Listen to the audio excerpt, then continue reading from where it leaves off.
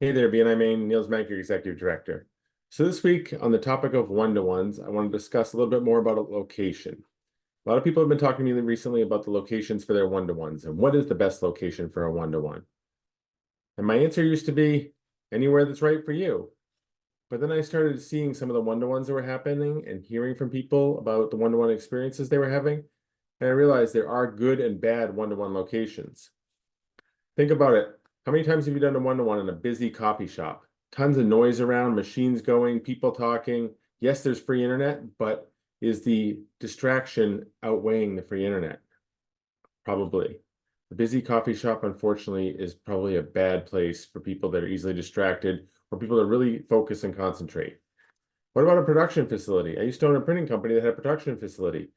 I would do my one-to-ones in the conference room or in my office where it was nice and quiet, where I could showcase the things I did on the walls. Businesses that have training facilities, things like that, do this, where people can have a nice, quiet conversation. Then I can bring them out to my noisy production facility to show them the rest of my business, but don't spend the entire time working in a noisy environment. It makes it really hard for a one-to-one.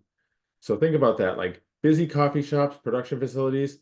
Would you actually do a one-to-one on the New York Stock Exchange trading floor? Probably not. Probably not the best place for a one-to-one. There's too much distraction. We need to have quiet and be able to think about what's going on. But we do want things around us that make people think of us. Great place to do a one-to-one. Park bench.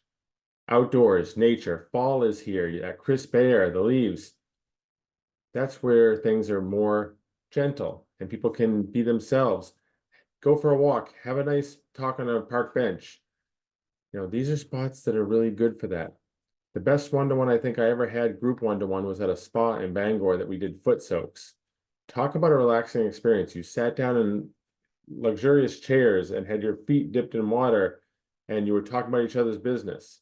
You created an atmosphere. Not only did it help that member who owned the spa, but the other members in the room were able to experience their spot, have a better one-to-one, and be relaxed doing it and listen to each other. There was no outside distraction. All the conversation was just on what was happening with that member's business.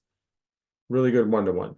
So my tip this week is think about where you're having one-to-ones. Are you just in a bar with Patriots playing in the background and the noise and music in the corner, whatever it is?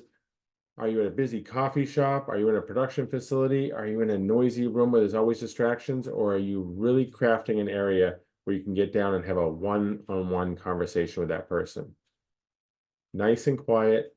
It's all about that person. They're taking it in, you're taking it in.